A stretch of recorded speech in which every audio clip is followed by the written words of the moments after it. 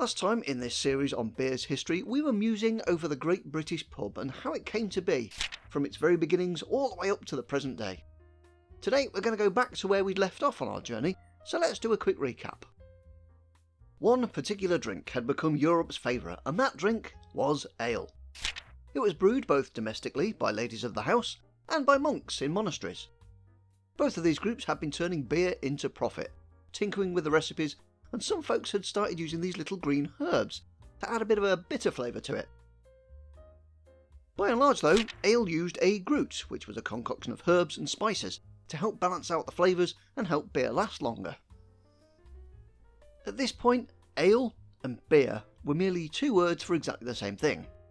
In England they favoured the word ale because that's what the old Anglo-Saxons called it, but over in Europe they were using the more Germanic term beer. Potato, potato.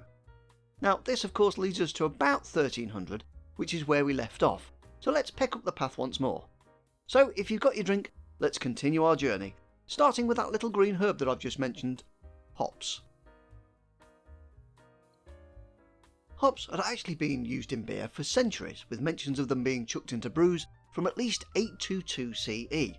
But this was just as another ingredient, such as heather or mugwort or bog myrtle. But brewers had started noticing things about this little green cone. First off, hops were great for counteracting the sweetness of beer at the time. Beer back then was brewed really strong, and this was to make sure that it would last long and to ensure it wouldn't go off during transit. In the days before refrigeration, pasteurisation and the car, making ale strong helped to kill off all those nasty bugs.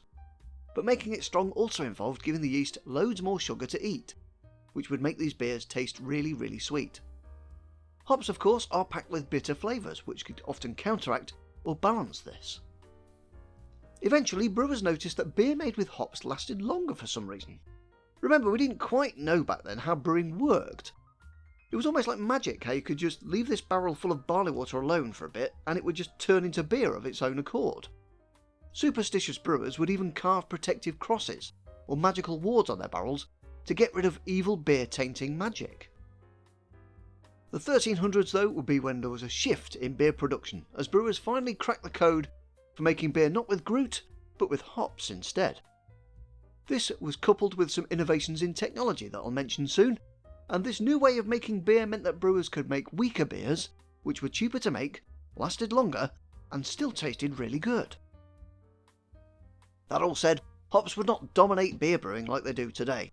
Their rise to prominence was slow, but there were now two types of brew, the new whizzy bitter hoppy ones, or the traditional strong and sweet grut based ones. Hops though were here to stay, and they'd soon have a part to play in creating the beer that when you say beer, most people will think of. The drink, however, wasn't the only thing getting innovation back then. The ways in which it was being made, and who indeed was making it, was also changing too.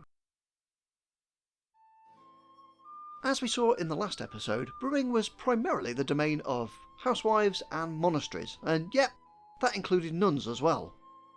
Only the monasteries had anything close to a large scale of beer production, since they served entire communities and even sold grut for people to use at home in their own home brews. Of course, some ladies were better at making beer than their peers and managed to turn beer into a family business, switching from hobbyist to artisan. Of course, money was being made, and when money was being made, well, local authorities and rich folks are going to want a piece of that pie. There's been a long-standing explanation that one of the reasons that women stopped being the brewers of the beer was that there was a sustained campaign against alewives for being, well, witches. I mean, it's not exactly a hard leap to make. Alewives often wore a pointy hat, sometimes had a broom over the door, and spent their time looming over a steaming cauldron chucking herbs into it. Beer production, also having that mystical quality to it back then, didn't really help much either. But while there were indeed witch hunts back then, there is a much more boring reason for the decline of women in beer. Industry. Oh, and that classic witchy look? Yeah, that wouldn't have been anywhere to be seen back then. I know, the truth's lame. Grut and booze were already being taxed, but beer was a consumable with a very high demand, So it was a no-brainer for some rich landlord to invest in a load of brewing equipment and try and cash in.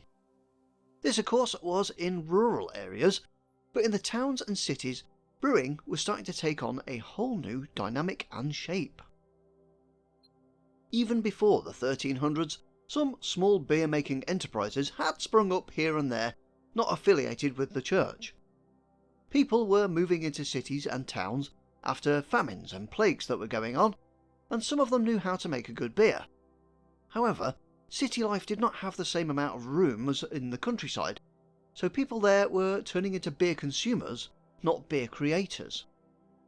Necessity being the mother of invention, a new type of industrial premises started to pop up and a new word started to be used: brewery. These urban brewers had to get creative with making beer, because they were limited by space, government regulations, and the big financial investment to make something that resembled a profit. The owners of these operations would of course be men, who needed labour, and with the wives looking after the house and kids, the shift in roles had begun. At this point, a new piece of brewing technology emerged: the copper kettle. Now, out in the sticks they were still using the old pottery-based kettles that they'd been using for ages, but in the towns and cities, where there was a need for efficiency, the copper kettle became commonplace, which helped brewers to make larger volumes of beer and reduced fuel costs for the heating, allowing them to work on quality and innovating more. With the twin innovations of hops and better brewing kit, beer had changed from a local thing to a proper exportable luxury good. It was being put in barrels and sold to far-off places. Brewing beer had become an international trade, and guilds of brewers started to form, such as the Brewers' Guild of London in 1342 CE. Some well-known names in beer started showing up at this time too, such as a certain Stella Artois. It's from this period that some countries started to become known for their amazing brews, such as Bohemia, the Flanders region, and Bavaria. And this about brings us to the 16th century, and the 1500s were a busy old time in beer history. The thing about making beer is that you have to let it sit around for a bit to let the yeast do its thing and turn a sugary mess into a beery goodness. As we've discussed before, we had got no clue about microbiology, but we did know that if you did certain things, then you could expect a certain result. Brewers had twigged that if you store your beer somewhere cold, it would last longer, so that's what they used to do. However, we wouldn't figure out how to make a fridge for another 200 odd years, so brewers back then would have to stick barrels in caves to keep them cool. German or Bavarian brewers would store, or lager, their beers in these chilly caves, and also realised that some strains of yeast performed better in the cold than others, so they picked those. Sometime in the early 1500s, a new strain of yeast was born, and with it, a new style of beer, the lager. Everything about it was to do with cold. It was brewed at a cooler temperature, then it was stored in cold caves to ferment and perfect, sitting there, ready to be served in the summer at the entrance to that cave. It even used a different brewing style, with the yeast fermenting at the bottom of the mix instead of the top, like it did with ale. This lager, of course, would not be the same as the one that you find today. Thanks to the way that malt was dried out back then, they all ended up a bit roasty, so lager back then would have been dark in colour. You can still get these darker lagers today, of course, but the pale golden version is what you'd think of nowadays, and it all started in a cave in Germany in the early 1500s. It was an interesting time for all sorts of drinks to be emerging. Many drinks like brandy, whiskey, gin and vodka had emerged in previous centuries, but not as something that you'd find in a bar, but in a pharmacy. They'd all been used as medicine during the Black Plague, leading to their first records in the 14th century, even though they'd been around for a bit longer. Some spirits, like say brandy, had been created as a kind of just add water version of wine, so that, like with beer, it could survive long journeys.